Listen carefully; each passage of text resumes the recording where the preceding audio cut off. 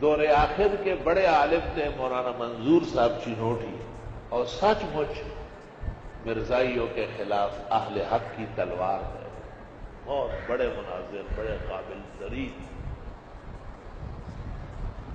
ان کے مناظروں کی بھی ایک جھلک آپ کو تفسیر کے دوران سناؤں کہ کس پائے کے مناظر تھے۔ آخر وقت میں تشریف لائے احسن العلوم، میں نے درخواست کی کہ مغرب کے بعد طلبہ سے خطاب فرمائے، منظور فرمائے، کیونکہ وہ منظور تھے، مولانا منظور تھے۔ خطاب فرمایا، پھر کچھ طبیعت ناساز تھی، میں نے ڈاکٹر کو بلایا، بڑے ڈاکٹر کو، اور ڈاکٹر صاحب نے ٹیسٹ وغیرہ کیا۔ وہ بنگلہ دیش جا رہے تھے، تو ڈاکٹر صاحب نے مشورہ دیا کہ آپ سفر نہ فرمائیں۔ ٹھیک، حضرت واپس چلے گئے۔ چند دنوں بعد کوئی کام پڑ گیا، پھر تشریف لے آئے، تو مجھ سے کہا کہ امام راغب اصفہانی کی کتاب ہے الذریعہ الی مکارم الشرع، الی مکارم الشریعہ،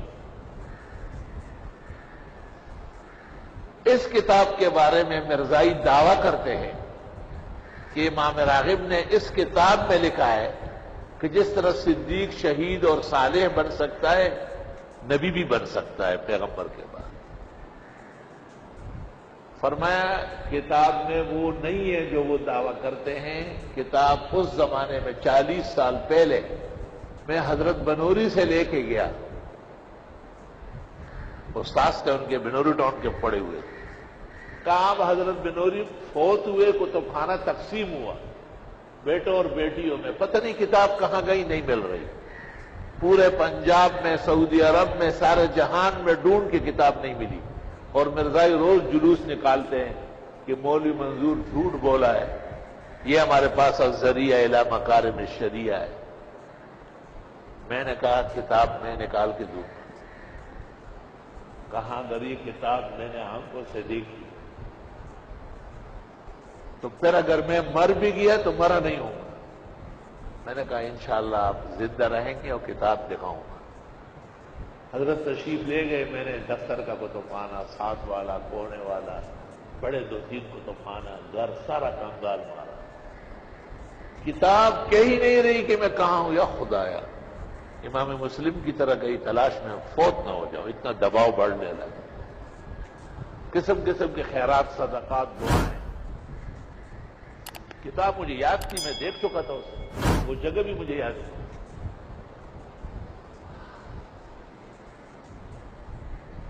آپ کو زیارت کراؤں گا کتاب، بلکہ آپ کو کاپیاں کرا کے دیتا ہوں، کیا یاد رکھو، خیر عام ہوتا اچھا۔ اب میں حیران کہ کسی وقت بھی حضرت مولانا کا فون آ جائے گا کہ جی کتاب کب میں، کتاب ملی نہیں۔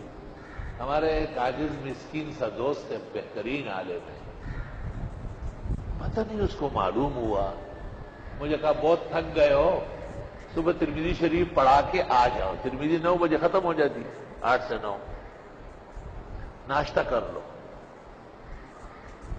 میں منصور بھائی کے ساتھ چلا گیا، جب میں وہاں گیا تو ان کے ہاں میز پر الذریعہ الی مکارم الشریعہ رکھی، میں نے کہا یہ کیا ہے؟ کہ یہ آپ کا لیے ناشتے کا تحفہ ہے۔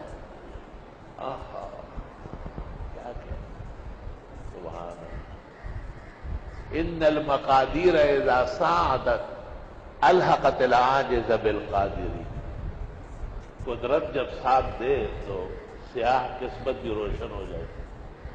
میں نے وہیں سے مولانا کو فون کیا ان کے گھر سے کہ الذریعہ الی مکارم الشریعہ ملی اور آپ کو روانہ کر رہا ہوں خصوصی۔ انہوں نے کہا نہیں، کتاب اپنے پاس رکھو، بہترین فوٹو سٹیٹ کرا کے اپنے کتب خانے میں بھی رکھو، مجھے بھی بھیجو، کتاب نہ ہلاؤ، اپنے پاس رکھو۔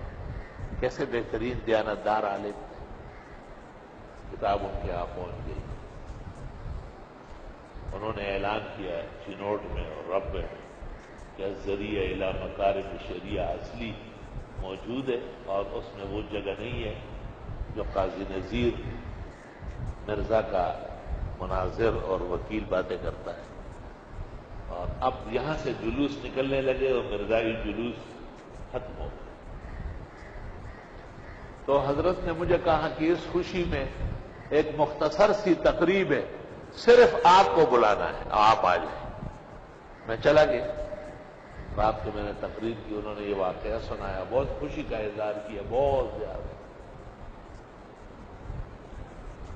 تو وہاں کے پرنسپل نے اور کچھ پروفیسر نے درخواست کی کہ حضرت کل کالج میں درس دے دیں۔ کوئی ایسی مصروفیت نہیں تھی اور فلائٹ بھی ہماری اگلی رات کو واپسی تھی۔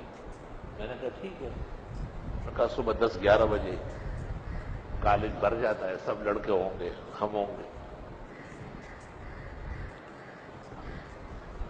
میں نے جب بیٹھ گیا خطبہ پڑھنے لگا تو حضرت مولانا نے مجھے کہا کہ حیات عیسیٰ سے متعلق کوئی سوال آئے تو آپ جواب نہ دیں۔ میں نے کیوں، مرزائی ہے؟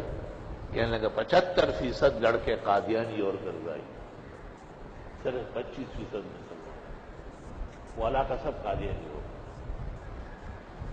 تو ایک چک میں نے اس وقت دیکھا جب میرے سامنے لوگ بیٹھے تھے اور ان میں میرے مذہب کے مخالف اور دشمن تھے۔